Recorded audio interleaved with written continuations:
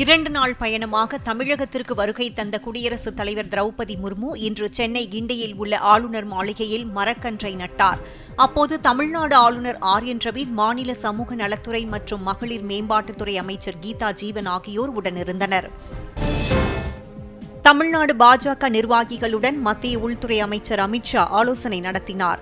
இதில் மாநில பாஜக தலைவர் நயினார் நாகேந்திரன், கட்சியின் மூத்த தலைவர்கள் தமிழிசை சவுந்தரராஜன், பொன் ராதாகிருஷ்ணன், கெச் ராஜா, கேசவ விநாயகம் ஆகியோர் பங்கேற்றனர். இந்த கூட்டத்தில் பாஜக அகில இந்திய மகளிர் அணி தலைவி வானதி சீனிவாசன், மத்திய அமைச்சர் எல். முருகன் உள்ளிட்டோரும் கலந்து கொண்டனர். தமிழ்நாட்டில் 2026 சட்டமன்ற தேர்தலை எதிர்கொள்வது குறித்து இந்த சந்திப்பின் போது விரிவாக ஆலோசனை நடத்தப்பட்டது.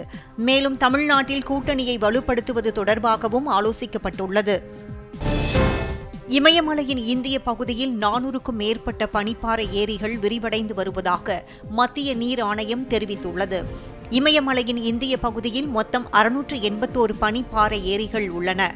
இந்நிலையில் ஜம்மு காஷ்மீர், ஹிமாச்சல பிரதேசம், உத்தராகண்ட், சிக்கிம், அருணாச்சல பிரதேசம் ஆகிய மாநிலங்களில் 432 பனிப்பாறை ஏரிகள் விரிவடைகின்றன.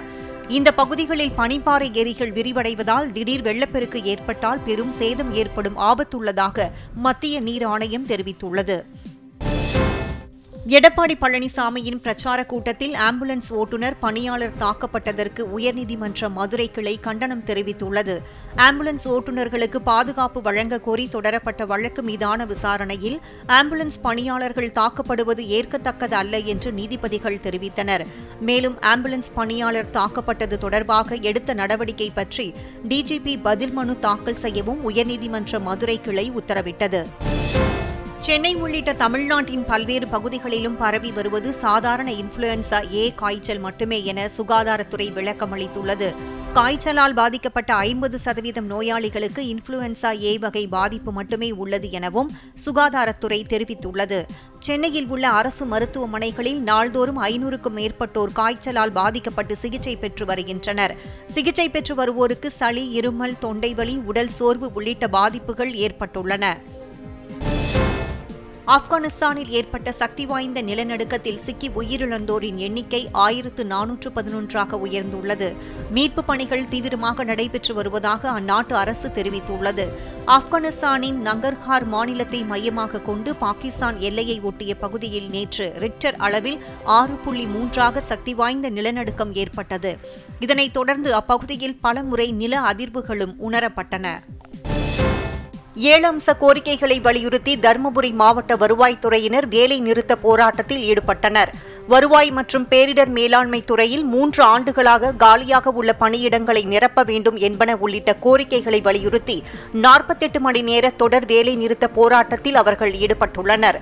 இந்த போராட்டத்தில் வருவாய்த்துறை ஊழியர்கள் பெருமளவில் பங்கேற்றதால் தருமபுரி மாவட்டத்தில் அரூர், பாப்பிரெட்டிப்பட்டி, பென்னாகரம், பாலக்கோடு உள்ளிட்ட தாலுகா அலுவலகங்கள் ஊழியர்கள் இன்றி வெறிச்சோடி காணப்பட்டது. ராமநாதபுரம் மாவட்டம் பரமக்குடி அருகே காரும் இருசக்கர வாகனமும் மோதிக்கொண்ட விபத்தில் கரும்பு வெட்டும் தொழிலாளர்கள் 2 உயிரிழந்தனர். வெங்காலூர் கிராமத்தைச் சேர்ந்த இந்த தொழிலாளர்கள் கரும்பு வெட்டுவதற்காக மஞ்சக்கொல்லை கிராமத்திற்கு இருசக்கர வாகனத்தில் சென்று கொண்டிருந்தனர். இவர்களது வாகனம் இலந்தைக்குளம் என்ற இடத்தில் சாலையை கடக்க முயன்றபோது மதுரையில் இருந்து ராமேஸ்வரம் நோக்கி வந்த கார் மோதி இந்த விபத்து நேரிட்டது. இதில் 2 சம்பவ இடத்திலேயே உயிரிழந்தனர். வடகிழக்கு பருவமழை முன்னெச்சரிக்கை நடவடிக்கையாக நெல்லை மாவட்ட தீயணைப்புத்துறை சார்பில் தாமிரபரணி ஆற்றில் அவசர கால பேரிடர் ஒத்திகை நடைபெற்றது.